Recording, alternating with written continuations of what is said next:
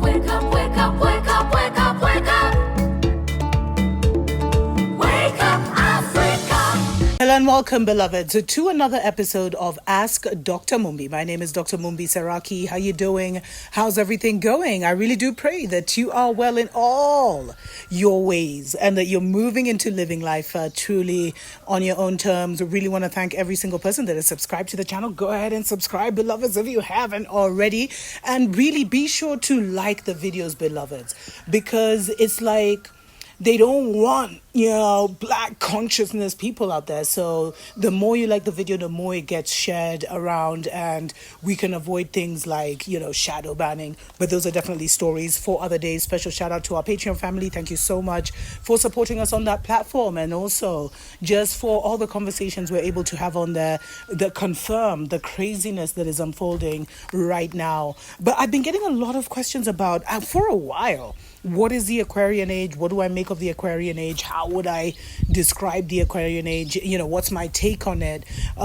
Because we have definitely moved from, and I think I did a show of how we've moved from the age of emotion to the age of logic, because Pisces was definitely, if we want to use these terms, was definitely, an age of emotion. And so much could be triggered. And that's why everything focused on those low level emotions, because the lower vibrational vibes can literally hold the highest vibrational person hostage if they don't have those under control. And so a lot of people chose to experience and go through the Babylonian experience to work on getting their lower nature under control. But now we're in the Aquarian age, and people say it's the age of air, it's the age of information, it's the age of this, it's the age of that, but it's much deeper than that, beloveds. It's the age of ether. It's the age of spirit, beloveds.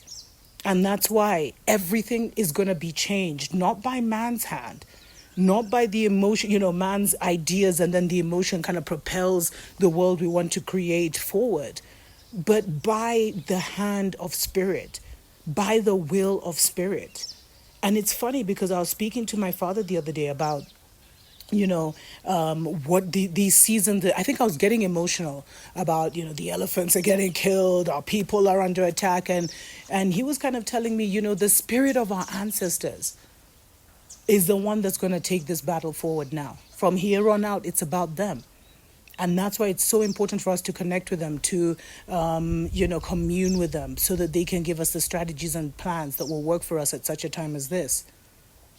But he was also saying, even don't worry about no elephants, because even the elephants, the spirit of the elephants, is now going to fight on behalf of the elephants and every other extinct animal, because it was a spirit that chose to manifest itself as a leopard, as a lion, as a cheetah.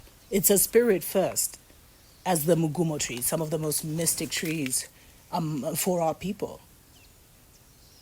And so we're in the age of ether, beloveds.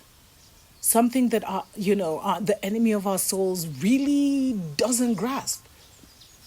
It's above his pay grade, if I can say that. It's above his level of existence, literally. And that is where the new influence on Mama Earth is coming from. That's where these new narratives are literally being downloaded into people. And you see, ether is something that is everywhere. Out of the invisible comes the visible, so it can manifest as anything, anytime. It is a force that cannot be controlled by the most highest surveillance weapons and drones and everything. It can't be controlled. Ether is higher than mind. And so we being in the age of ether, it's time for spirit to take control for real, for real. Many things are going to be reset. Many things are going to change. And that's why they say, stay out of the way. It's not your battle. The battle belongs to the Lord. Who is the Lord? Spirit. Spirit is multifaceted. Spirit has so many different, there's so many nations in spirit. But I think it's really important for us to understand that. Ether is something that births life, that creates realities. So we're literally back in the Genesis period, beloveds, creating a new reality. And that new reality is being seeded in all of us. Because Babylon has created all kinds of weapons and systems to make sure that the awakening doesn't happen, and that the moving into that they control as much as possible this shift into the ether, the age of ether, the Aquarian age, the age of air, the age of information. But you see, nothing can be hidden. Everything is in the air. Whatever you want to know, you can't control air. Like Pisces was water. You really can't control water. You can hold it, you can encase it for a while, but water will always flow if it's allowed to, flow. And so that's what Babylon tried to do. Babylon tried to encase us, enslave us, but the water in us never gave up, never bowed. And now we're moving into ether. That's like a whole other level that they ain't even ready for. You see, this is the narrative that you won't hear people telling you about. Because when you hear this, it opens and unleashes certain codes within you. And you move into that story and you open up the possibilities that you set for yourself early on to experience that narrative. Because as I've said, the group consciousness, there's a reason why Babylon worked for hundreds of years to control the group consciousness. It was for such a time as this. Babylon never works in the present. Babylon is always working to secure the future. And you see, as beings who are literally gods, who have everything, we've never really thought to, we never went too far ahead because everything was here. And there was no hiccup along the road. But Babylon, because they're an alien species, they always have to think of every eventuality, every possibility, the probability levels, etc., etc.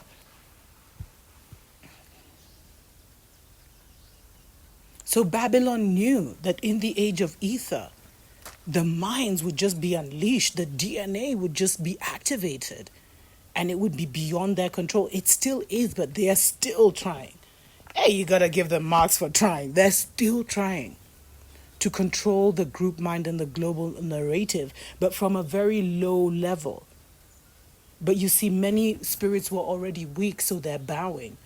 But there are those who are here for such a time as this, and they're already seeding the new Mama Earth. They're already seeding the new narratives, and it can't be stopped. Nothing can stop an idea whose time has come. And the idea of a new dawn is just, it's here, more than here. It's been here. So that's my take on the age of the Aquarius. Let me know what you think down below. Until next time, tuko pamoja.